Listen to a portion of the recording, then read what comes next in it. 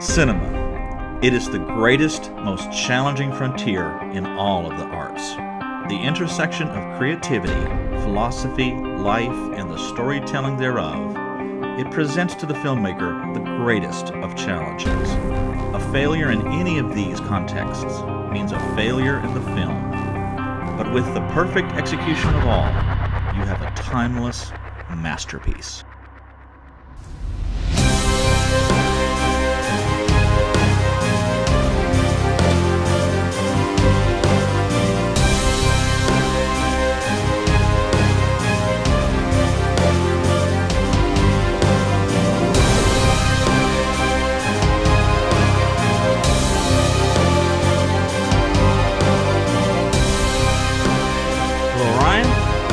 It is that time again. Time for another episode of Beckner and Lipscomb at the movies. Another little break we've had here for a while. What was it been like a month or two, I guess? Since it our was. last review, so. That was not how did that work. We were busy cranking stuff out. Right. Just not as much screen time as we like to get in. This actually takes a tremendous amount of time to do. I've read other YouTubers say that most of the work is actually in the production rather than the screening. Even though this looks extremely hard with us just sitting in these two chairs like this, it really is Matthew doing most of the work. On the computer. I hate to admit that, but that is true. There's a song by the Pet Shop Boys, something about "I've got the brains, you've got the brawn, let's make lots of money." Yeah, exactly. Yeah. How fitting. How fitting. So, our movie, Ryan, this evening, as should be abundantly clear to our audience, is The Mummy. 1932 classic horror film. Doesn't get much more classic than this, folks. And tonight we're going to be talking about it and the newest offering. Should we even call it The Mummy? Or should we just say that I'm not heaping have too much bunch, heaping dumpster of burning celluloid? Yeah, that was We'll get into that. We're going to talk about both films, but hopefully spend most of the time on this one. So, without much more ado, it's time to dim the lights, fire up the camera, roll trailer.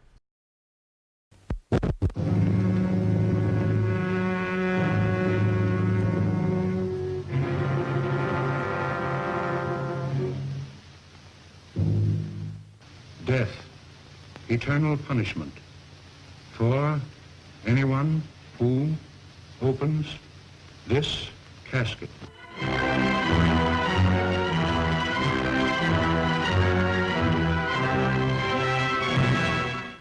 The Mummy. Is it dead or alive? Human or inhuman? You'll know. You'll see. You'll feel the awful, creeping, crawling terror that stands your hair on end and brings a scream to your lips. There's nothing on earth like The Mummy. You will not remember what I show you now, and yet I shall awaken memories of love and crime and death. Now I know his horrible plan. He is going to kill her and make her a living mummy like himself.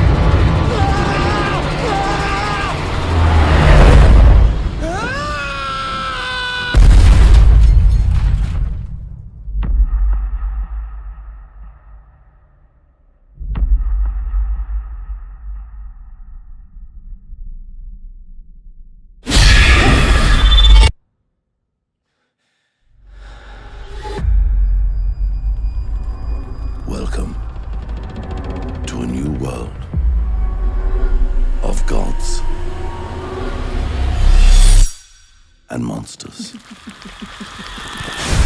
I saw her. She is real.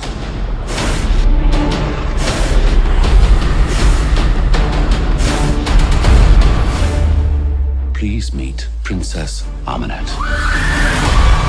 She will claim what she has been denied.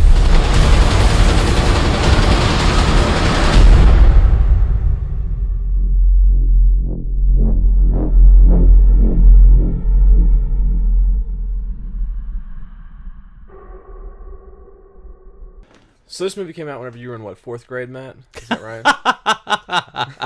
Close, but it was 12th. Oh, okay.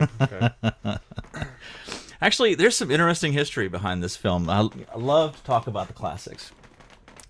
You know, as I think we've talked about in some films, a lot of movies, especially your older movies, they tap into certain fears that are resilient in the human psyche. Vampires, it can be argued, are actually very sexual creatures, stealing the life force out of people. Wolfman is a fear of the potentially uncontrollable human nature. And mummies. Any idea what a mummy might represent a fear of? No, nothing off the top of my head, but I'm sure you're about to enlighten me here. Mummies are, I would argue, a fear of the past, of the sacred dead, and of potentially history itself. This film came out in 1932, and it was in, I believe, a decade earlier, in 1922, that King Tut's tomb was actually discovered. And what's really cool, in a sincere way about that, other than them pulling this huge gold sarcophagus out of the ground, was that there was an amateur Egyptologist who was actually one of the news reporters, and I'll have the information on this review. You can actually look this up. That he was an amateur Egyptologist in that he couldn't really read with exacting precision Egyptian hieroglyphics, but he could kind of make them out. Okay, and he read the warnings on the tomb and interpreted it to say, "I will kill anybody," or "death to anyone who comes into this tomb." And it was a warning to grave robbers, but he interpreted it as a distinct curse. Right. So, as it happened to be, that made a lot of presses. Like, stop the presses. You could just hear the presses going, chukong, chukong, Yeah, chukong, urban chukong. legend. Oh, yeah. Well, and then people related to the expedition began to pass away. One gentleman died of a mosquito bite like a year later, and so it just went wild in the social media. Well, not really social. I should say social media as what it would be then, right? The newspapers and telegraphs and such. But the social psyche, I guess I should say, it was really a part of the social psyche. And so the filmmakers tapped into that with this film and incorporated the aspect of this priest. If you're familiar with the movie plot, should we give away spoilers? I guess, maybe a few. On that same note, though, I think that if you've really watched any mummy movie minus the garbage one that just came out, they all sort of have the same plot line in a way. That the modern remake with Brendan Fraser, followed this sort of same plot line, with additives, of course, and certain things. But I don't think anything we're going to say here in terms of spoilers is going to be any sort of information that people may not already know about this kind of film. Right. But that was sort of a unique twist on the monster narrative, to actually incorporate the idea of the monster being in love or the monster seeking love. On a little bit of a side note, Guillermo del Toro, who recently did The Shape of Water, he said that when he watched the classic film Creature from the Black Lagoon, he always wanted the monster to get the girl. Right. And his film is kind of a little bit of a love story. Again, taking a classic film in a way, or at least a classic meta-narrative. And then applying it to a real. So, interesting. Which I haven't actually... Have you actually seen that movie yet? Not yet. No, me neither. We should probably review that. I haven't seen it yet either, But I think that's an interesting fact.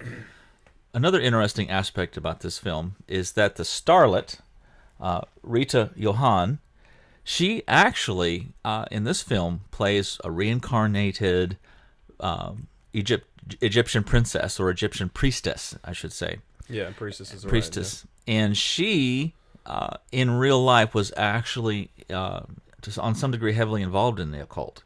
I watched a interesting interview with a gentleman who had interviewed her, and he went, and this was years later, probably maybe in the 70s, that he went to her home and interviewed her. And once she became more comfortable with him, she like opened up, and like on her kitchen table were all kinds of occult symbols and stuff from Wicca and the Kabbalah, and it was, she was definitely playing her part, and she was what I think we'd probably call in modern parlance method actors. That she actually her way of acting was actually to become that character. Yeah. And it's my understanding that what she did in her dressing room, she would actually dress as this character and actually chant and say ancient prayers and things like that, and then would come out, and she believed that she was this priestess. And I feel like you could almost vibe that a little bit from granted, we've seen in the course of our lifetime a lot of transgression and progression in acting in terms of the different spans of what we've witnessed in our time frame. There was something definitely, to me, distinct about her as an actress in this movie, and it may have been the way the film was shot itself. Of course, I'm not as versed as I would like to say that I am necessarily on classics like this, or and these sort of films definitely have a different film style than what we see nowadays. Right. But there was a lot of just slow panned shots in this that were just very, very captivating in terms of the level of intensity just through just a still shot. Right. Which I think has a lot to do with the actor itself. Right. So. I agree that there are some aspects of this film that are sort of laughable in a way, like in the very beginning when the man loses his mind. Right. He's like, he took a little walk. That. I mean, it's adequate. It's funny. Yeah. But you could definitely see on a modern remake that being done on a much higher level. Oh yeah, for sure. And that's one thing. I'm glad you kind of said that. You're going to let me go off on a little bit of a spill here. I know that technology obviously was not anywhere close to where it is now in terms of filmmaking and whatnot, but there was one shot of Karloff they used 4 or 5 times in this movie. Him glowering. Yeah, and it was just that's 100% the same shot. It's just I mean back in the day it probably wouldn't have bothered me if I was watching this movie in 1932, because any cinema in 1932 was going to be good. You know what I mean? Because you've never seen it before. But as in terms of its holding its value in modern times, I don't think this movie does a very good job of that, unfortunately. This is one of the movies that amongst the ones that are considered classics from this era that I have seen. To me personally, I understand why it's iconic, and I understand why it made the impression that it did, and I understand sort of why this movie would be tossed in with a bunch of other super popular names.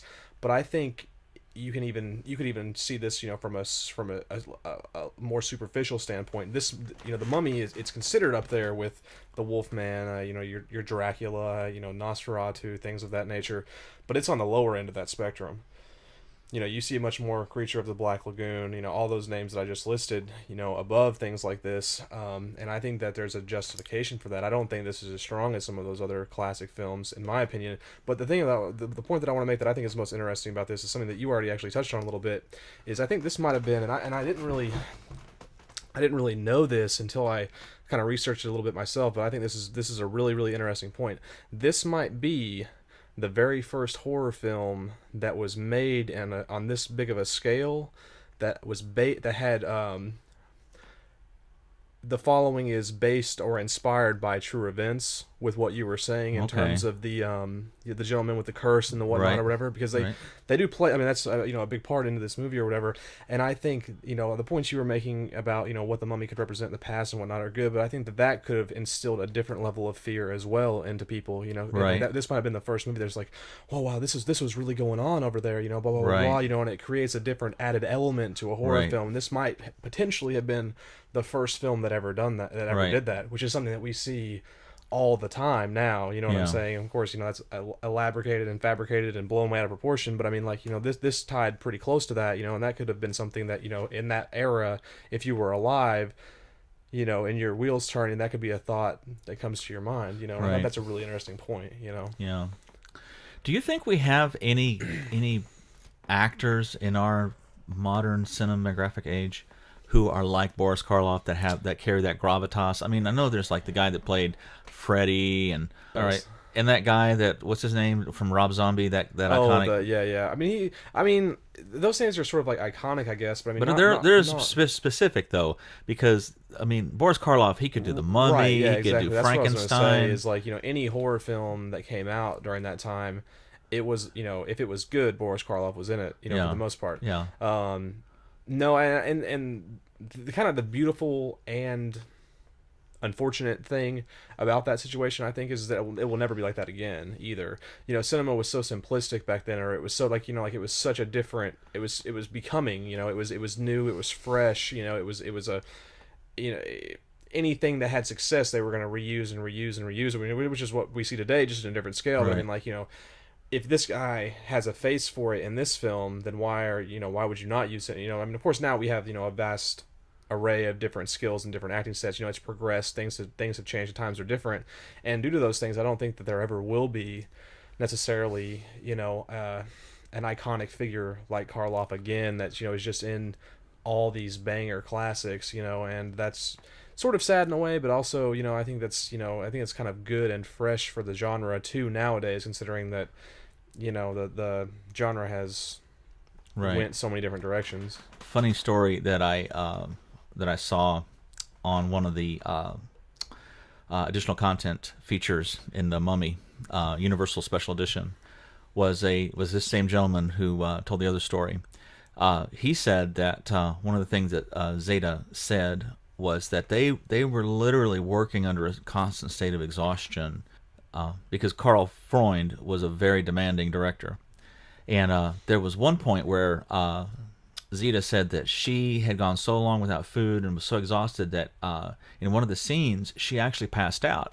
And she said that again, this is coming from someone who was involved in the occult, she said that it was an actual out-of-body experience, that she left her body, moved around the room, then came back in, and when she came back into her body, there was Boris Karloff in his full stage makeup as the Mummy, but totally out of character, going, "Zeta, darling, are you okay?" Wow. I thought that to have captured that would have been hilarious, just to see him speaking in a normal out of toilet.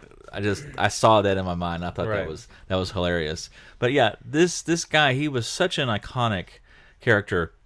And I thought to myself, what if, and I know we've made this recommendation before for the Dark Universe, that if Universal would instead of trying to reimagine everything, if they would go back and do the original films as they were, with actors capable of reproducing those things with the same, even with the same script, just minimalism. If they could do, who would they choose, you think, for Boris Karloff? For this role specifically? Because I'm going to be honest with you, I think that's the only way to save the Dark Universe. I think it's trash at this point. I mean, like, if the rest of the films are like The Mummy, they have lost their way. Well, no, yeah, for sure. I mean, you don't speak for a whole genre just based off of one. But this is their way of. This is how they're rolling. This is what they're going to do. Well, yeah, but I mean, the only quality. You're talking about something you don't really know about, though. In this aspect, though. There are still super good quality horror films that come out that are super creative, and super not inventive. What they're doing with the Dark Universe. Well, no, yeah, I mean, I agree with that. Not with the Dark Universe. But I mean, like, we're never gonna, like, what you're saying is very true. I agree with that. I think that there would be a lot of artistic credibility and there would be a lot of legitimacy and strength to the style of film that you're talking about.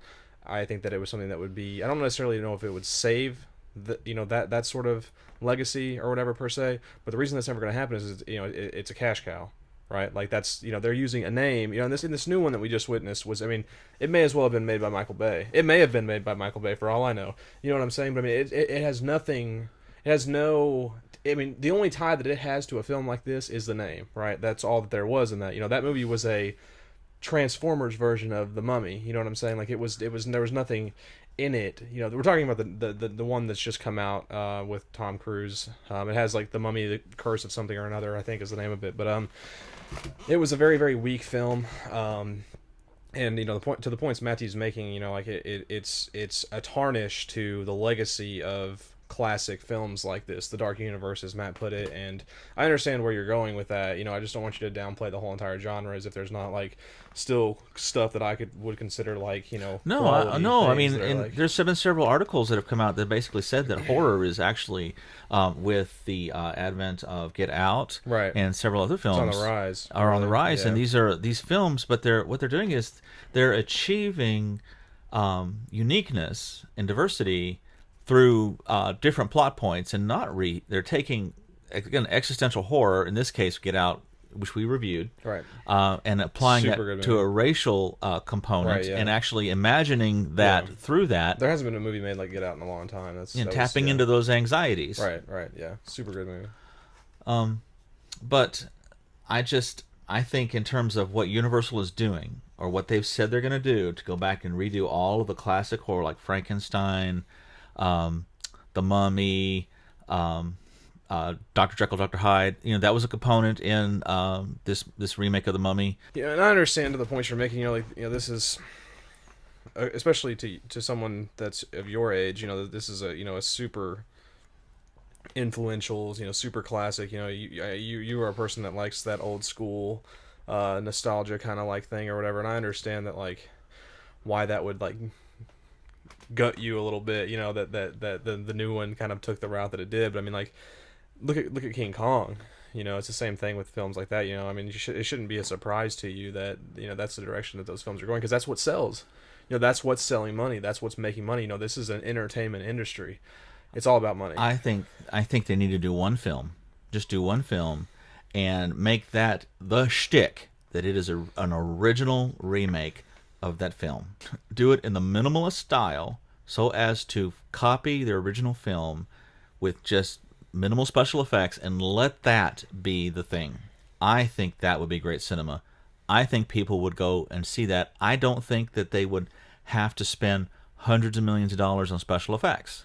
No, I mean, I agree with you, but that movie wouldn't make that much money. I think it would. It would not. I promise you. I think it would. And I think that because of that attitude, that's why they won't do it.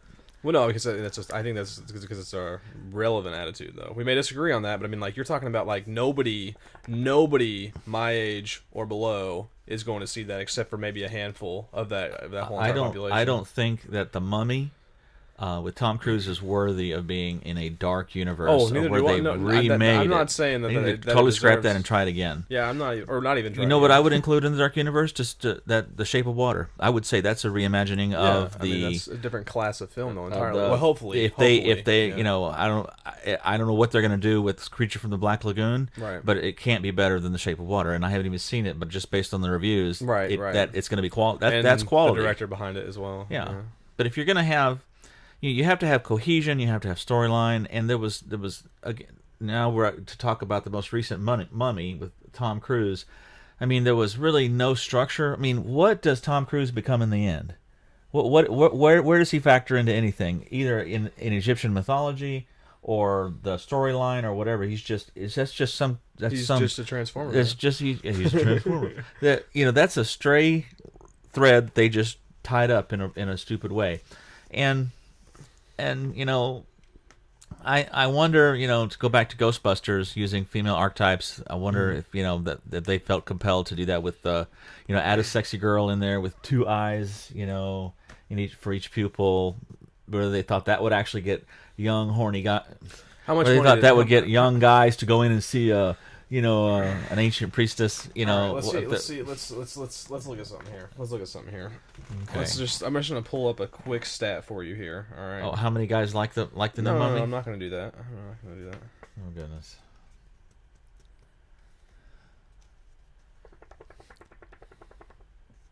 What are we looking to see? How much money the movie made? Yeah, that's what we're looking at. Yeah, it's gonna piss you off, but I'm just gonna show you for an example. Box office on that movie, man. The budget was $125 million for that movie. That movie made $409 million. That's ridiculous. So you can say whatever you want to in terms from an artistic standpoint. That's young, 16-year-old guys. But that's the market. Wanting to go see a naked mummy. Yeah, but that's the market, though. That's what I'm saying is, like, if the film that you're talking about being made, yeah, you and your parents might go see it, and it might be a much better film than this movie, and I totally agree with all those points, and I myself would go see it as well. But I mean, like, I think that, like, anyone that is about my age or below would have very little interest in seeing that movie, man, and that's just the... Did you have interest in seeing the new Mummy? No, I only saw it because we were going to do this review. but I also think that I'm a different class of most, cinema goers that are of my age. Everybody I talked to, I asked them, did you enjoy that film? And they said no. No, nobody did. Nobody did. It was garbage. And so, that's more of a testament to marketing than it is actual quality, because, and who was in it? Tom Cruise film. Well, you're saying, I know that there's facts. stats. I know that there's stats and perhaps if I'd researched this, I could pull them up. Like, if you put Tom Cruise in a film, automatically you have this many people go see it. Yeah, because I want to go see the new Tom Cruise film. Yeah, just because he has this legacy, and and maybe some people went to see The Mummy just because it had Boris Karloff in it or Zeta Johann, but right. Please, guys, please, gotta do better. They're not going to listen to. I mean, like, dude, if for some reason the director, all five of you who are listening to this, yeah, if one of you happens to be the director of the new Mummy, like, they're not going to, like, man, like that movie, like, okay, again, I get what you're saying. You're talking about that from an artistic standpoint, right? That is all you're talking about, basically. That movie is a success to them. It's dumpster fire. It's a dumpster fire. But it is success to them. $125 million to a $409 million turnaround. To them, that's like saying Justin Bieber's not a successful artist. I hate his music. I hate his style. See, but I don't. I think that. Okay, here's the thing. I understand what you're saying, but you see, that is a form of capital. Okay, to say, ooh, we have the new Mummy. It is part of the Dark Universe, and it's got this sexy female mummy who's, scantily clad in rags to titillate you. And, Tom Cruise. Right. Okay, that's a form of capital that they built and then they sell to people, and it sold this time. There was all these $400 million worth of people that went to see that film. But guess what's going to happen next time? They're going to come out with Creature from the Black Lagoon, and it's going to be some female, swamp creature monster with boobies hanging through rags, and it's gonna have Russell Crowe, and they're gonna be like, come see Russell Crowe in the sexy creature from and people are gonna go like that. Nope. They're gonna be like, I spent $18, took my girl. No, it would be like more like 30. I took $30 to see my girlfriend to see. You're acting like this isn't the only movie this has happened in. You're taking it personal in this one because this is an area that you really because I have the poster, right? Well, no, it's because it's a you like old horror classics. That's what I'm saying. But I mean, there's so many movies. It's not just this new Mummy. There's so many movies like that. We're getting off the subject. All right. With that, if there is an aspiring director listening to the sound of my voice, carve your niche out, take these classic horror films, get the rights to them, and make the film I'm talking about, and you will be the next Spielberg. You'll be broke, too. But you won't, unfortunately, that's not what's selling anymore. Don't sell your soul. Well, I mean, I agree with that. I agree with what you're saying. I'm a strong advocate of not selling out. I totally agree with that. But what you're saying would not be successful in the market in 2018. It wouldn't be. It simply wouldn't be. And it's a damn shame. but it's a reality. That's why I don't go to the cinemas that much anymore. I don't go to the people. You see all kinds of Well, here's the thing. Maybe this is part of the problem. I mean, it's from what I've read, they're saying that the cinema industry is going out of business because. Yeah, there's all kinds of I see, I'll see a web advert, or I've seen little adverts on different sides of Facebook, or I can't remember exactly. I think I've gotten one through some apps on my cell phone too, where it's like, what would make you go to the movies more often? The cinema is dying. I mean, and this is why. This is why. Partially.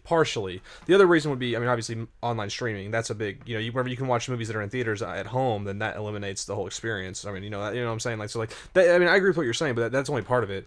But Okay, I'm going to open up another can of worms that we've talked about as well. And I know I've mentioned, I think her name is Camille Paglia.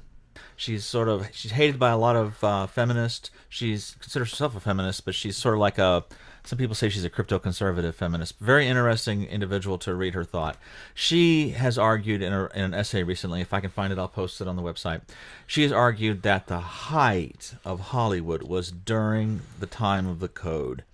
During the time of the Code, totally, because they had to rely upon artistry to convey when somebody was getting murdered, when somebody was, for lack of a better term, getting it on, when there was violence, they had to use shadow, they had to intimate it, and that brought the art to a higher place. On that same note, is this the first pre-Code movie we've ever done? This may have been pre-Code. No, it 100% is pre-Code. It's 100%. It was pre-Code. It's possible. But this one definitely 100% is. I think it was pre-Code. Yeah. It's 1932. It definitely was. But what I'm saying is, was this the first movie that we've ever reviewed that was like? I think it probably is. Yeah. And I can't think of anything in this that would have violated the Code. No, it was pre-Code. It had to have been. The Code didn't come out till the 40s. It right. was 100%. Right. It was 100% 30. Right. But I mean, to have applied the Code to this, I think it would have passed. Oh yeah, no, for sure. Yeah, absolutely. But I mean, and you sound like a fascist when you say you can't do that or you shouldn't be doing this in film, because everybody goes, oh, censorship. Well, when you're in school, and I know this sounds pedantic or pedagogical, but when you're in school, you're under the tutelage of someone, and they apply a degree of force upon you to channel your creativity, to push you into a place where you might not necessarily feel comfortable. That's their responsibility. That is their responsibility because they're a teacher. Now, it is true that the old masters like Picasso and Monet, that when they went to school, they copied the old masters, and they were instructed, and they had to do what their teachers told them to do. And it wasn't until they graduated or got out of that stage that they could then differentiate and be their own creative. Which is how it should be.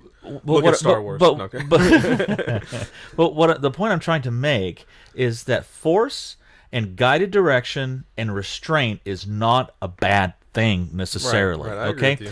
And if the problem is that we have all these directors that they come right out of the gates and they're just like, what boundary can I transgress? What sacred cow can I slaughter? What this is going to turn into an Eli Roth debate. What filth can I splash on the screen? How many? Oh man! And I know he's your boy, but he's the poster boy for this. And there's others who do it. Why can't you there's see? Others why who can't do you it. see I mean, what you can Eli go on Roth Netflix does? and watch stuff that otherwise would be really great, except all the gratuitous sex, and they are substituting quality artistry for blatant offense, and they say that's art. And you know what? Listen, I am sufficiently advanced in my knowledge of postmodernity and how things work to know. And look at what we've done with the Ghostbusters, to know that transgressing a boundary as a troll can be a creative act. Okay, I'm not some stubborn, stick in the mud that says you always have to do it this way. But my argument is, if I'm going to troll, I want to be a white hat troll, or a good to enter into a creative space.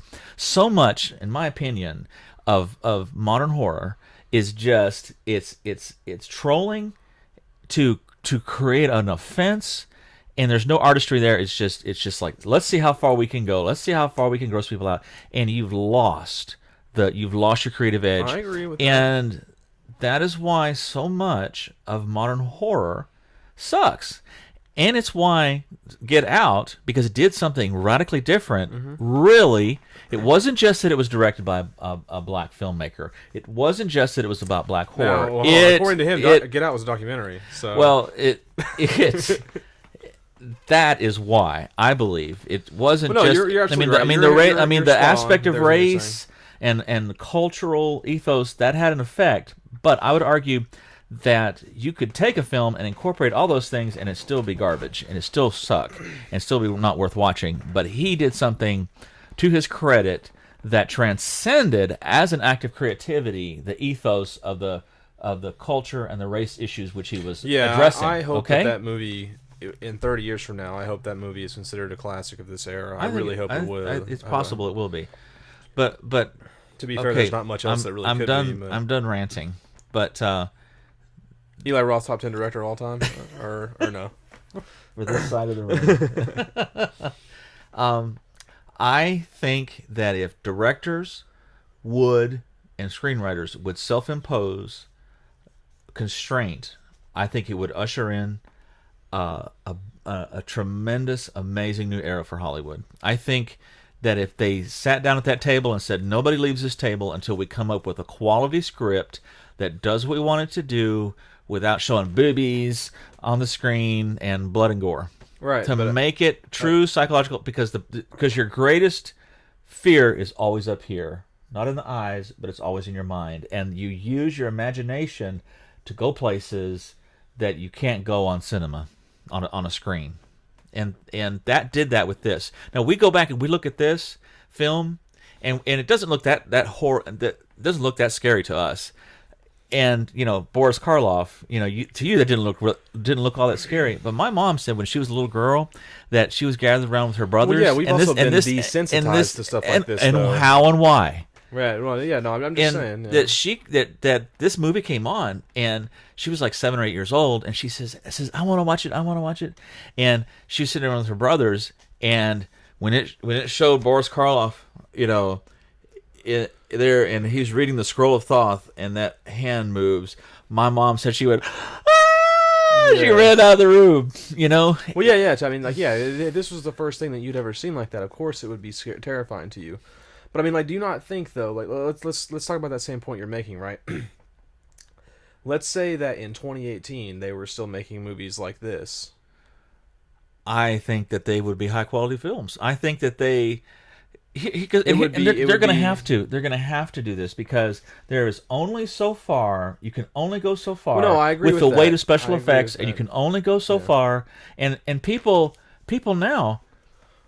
They don't care about special effects. They don't care about special effects. Let's back it up. No, they do. Let's back it up here. Though. Hold on, you're missing my point.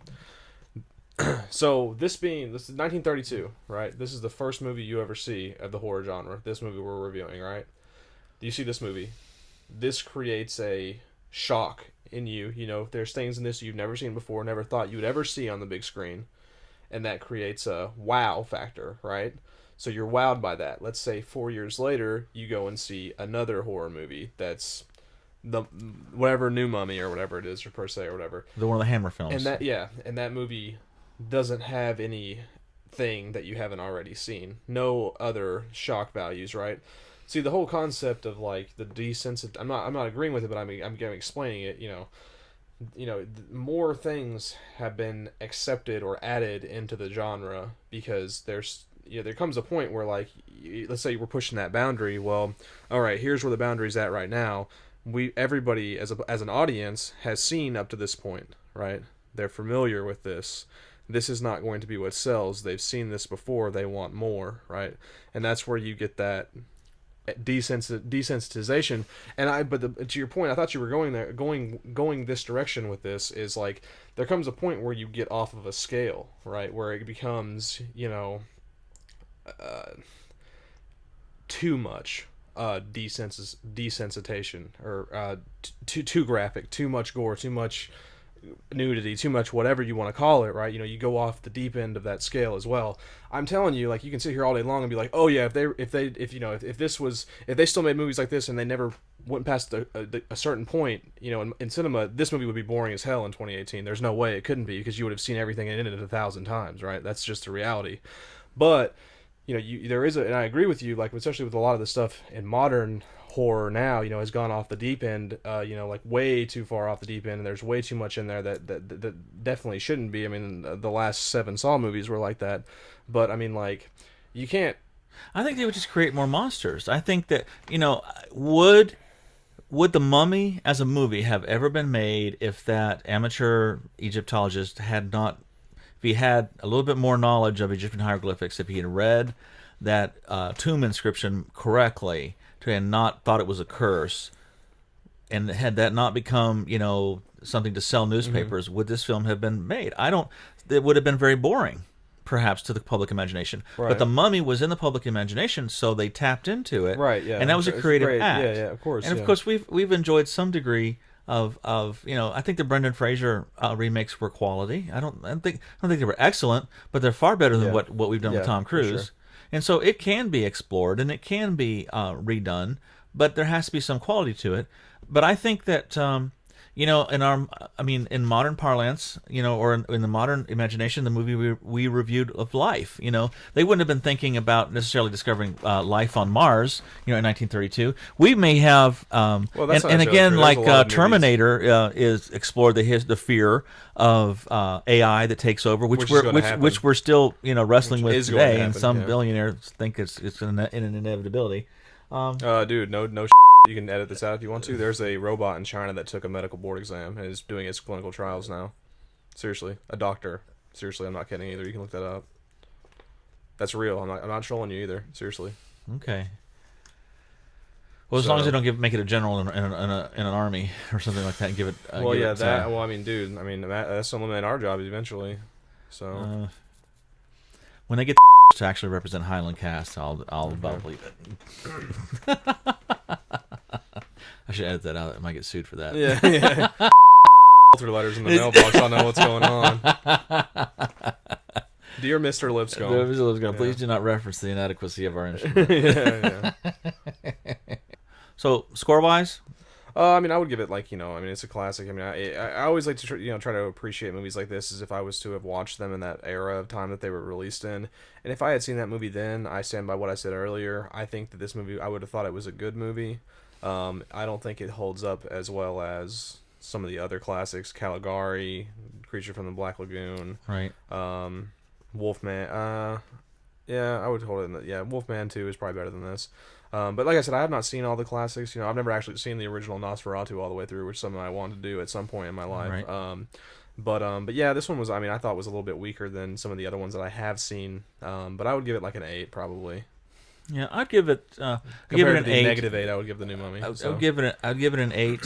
Some of the acting was, could have been a little bit better. It was, it was good for the time. Right. And the camera work was good, I thought, for what it was. Yeah, he was very well. There wasn't really another movie that I've seen from this era that had as quality of that famous shot where they come over their shoulders and they go down into the, right. Exactly. That's kind of well known in some sort. In it's talked about a lot. It was a bit. I thought it was a bit revolutionary in terms of the camera work. They did some experimental things that I think that you can see ties to in modern cinema. Right. That was pretty good. I will give the movie that. Yeah, I mean, it was. I mean, I would have liked to have seen this movie, back then. What's your score on the new Mummy? -8. Yeah. -8. Garbage, man. I mean, we could go back. I don't want to go back down that road again, but I mean, like, you're right about a lot of what you're saying. Like the good horror. For all the horror fans out there that went to go see that movie with some sort of a high hope that this might be something like refreshing or revitalizing to a legacy that like movies like this have. I'll give it a 2, and the only reason it's not a 0 would be because of the skimpy outfit on there. yeah. It was because of Russell Crowe, and I did enjoy him as Dr. Jekyll, Dr. Hyde. I thought that was somewhat well done. But again, there was no back history. He's like a satellite in that universe, almost a distraction. Right. Perhaps, but again, Russell Crowe is a great actor. He can carry a film, and he can bring that essence to the screen of whatever he's doing. And I respect him for that. I think he's a great actor. So I give it a 2. That's the lowest I've given any film. But it's not worth watching. Definitely watch this. This would be a great film to get your kids together for Halloween and watch this on an evening. Just watch the old classics, or maybe for a neighborhood film.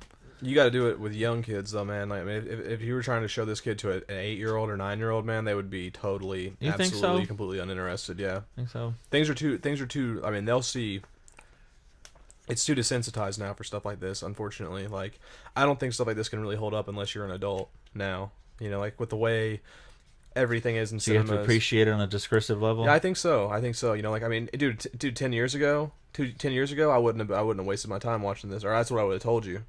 You know, but now as an adult, and I'm almost 30 years old, you know, like, I mean, you told me to watch Caligari, and I had never actually even heard of the Cabinet of Dr. Caligari, which was surprising to me. I sat down and watched that, man, and dude, I couldn't stop watching it. I was so impressed with that, you know, and I never would have been able to appreciate that, you know, like even 5 years ago, 10 years ago, you know, I wouldn't have been able to do that, you know. And the same thing with this movie, you know, like, I wouldn't even have sat through this 10 years ago, to be honest. So. All right, so this wraps up this episode of Beckner and Lipscomb at the Movies. We hope that you enjoyed our ranting and raving, and be sure to check out our social media. Mm-hmm. Yeah, we still got stuff on Twitter, links to all of our previous reviews. We just uploaded a bunch, you know, 3, I believe, is what we just put up. Darkest Hour, which is a really strong film, maybe arguably the best movie of last year. If you like history, that's a really strong movie, and I think that we covered a lot of really good points in that. It was one of our better reviews, in my opinion, as well. Yeah. So definitely check those out. Leave any comments, suggestions. Of course, you know, any films you'd want us to hypothetically, you know, review. We're open to suggestions and up for that. Or, you know, if anybody wants to hear us review anything, we'd be happy to do it. So. Yeah. Some of the upcoming films we're looking at reviewing. I actually, while we were actually doing this review, I was thinking about something that I had totally forgot about it, but we're definitely going to 100% do for our next film. You haven't watched it yet. It's called A Dark Song, though. Okay. We're going to do that one 100%. I think that, you know, like, I know I've thrown some, you know, some films out there that, you know, are a bit left field in terms of the horror genre, you know, kind of like, you know, that I think are good or I think per se are interesting. I think this is a movie that we actually will have, like, a lot of common ground on. Okay. I think it'll be good. It's got a lot of religious, not your whole Exorcist sort of like typical horror stuff in it. I'm just going to give you a little bit of a spoiler, a little bit of something for both our audience here and for you to nibble on a little bit. It's a movie about a girl trying to do a ritual to speak to her guardian angel. Okay. It's good. It's a good movie. I don't even know if you could consider it a horror film, but it's a good movie. It's considered a horror film, but I mean, like, I don't know if it really is, but yeah, it was a suggestion somebody told me about. Checked it out. I had to watch it twice. I watched it once and then I rewatched it again immediately to make sure that it was as good as I thought it was, and it was. Okay. So. All right. Yeah, we definitely need to check that one out. Okay. 90s on Rotten Tomatoes as well. So. All right. We may also be doing 3 Billboards in Ebbing, Missouri. Yeah. I need to watch that movie. Yeah, I do need to watch that. And several others. So, again, we hope you enjoyed your time. Hope it wasn't a complete waste. But again, I'm Matthew Lipscomb. I'm Ryan Beckner. And this is Beckner and Lipscomb at the Movies. Have a great day. Bye-bye.